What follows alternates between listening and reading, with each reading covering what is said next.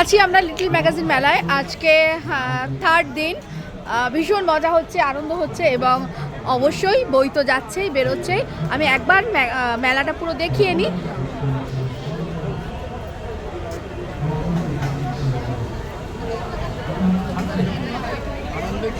এবারে আমার প্রকাশনা দিয়ে অনেকগুলো বই বেরিয়েছে, তো তার মধ্যে আজকে লাস্ট যেটা বেরোলো সেটা হচ্ছে দীপক কুমার বণিকের কবিতাগুচ্ছ। তো আমি চলে যাব প্রথমে দীপকদার কাছে। দীপকদা, কবিতাগুচ্ছ একটু দেখিয়ে দাও। কবিতাগুচ্ছ নতুন সূর্য। একদম নতুন সূর্য, আলো দাও আলো দাও। এবার বলো একটু বইটা সম্পর্কে বলো।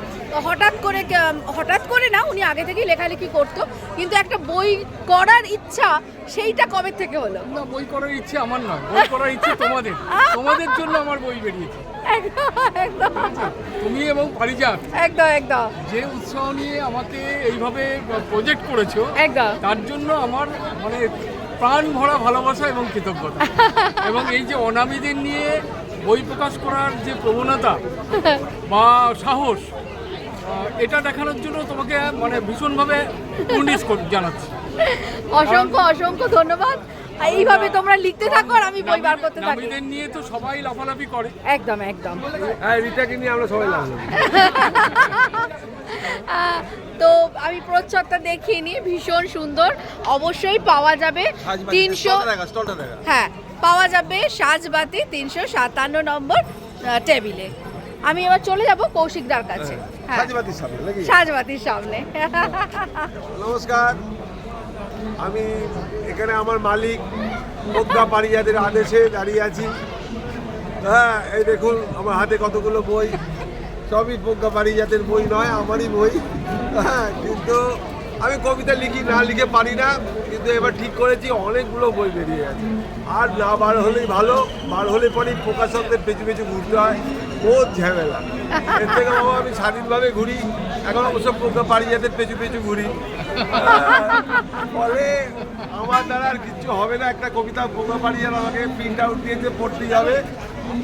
দলতন্ত্র দীর্ঘমেয়াদী জীবনে খালি রং বদলায়, প্রতিবাদ এখন আমবাদের মতন চুলকায়, ক্ষমতায় যেই থাকে সেই রাবণ হয়ে যায়, উন্নয়নের ঢপে হোঁচট খায় যাত্রা দলের বিবেক মাস্টার, গাঁজা বা মদ নয়, দাঙ্গা বা রেপ নয়, অরাজক মাতৃভূমিতে শুধু গণতন্ত্র আর কথা বলার স্বাধীনতা চাই।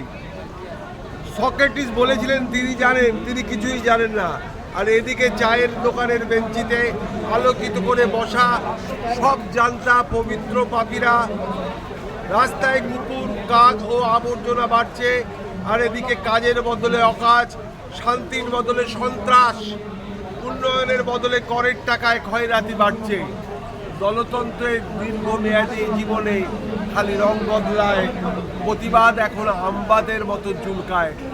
সবাইকে আমার আন্তরিক ভালোবাসা, যারা আমার লেখা পড়েন, লেখা শোনেন, সবাইকে ধন্যবাদ আমার প্রজ্ঞা পারিজাত ও দীপক কুমার বণিকের তরফ থেকে।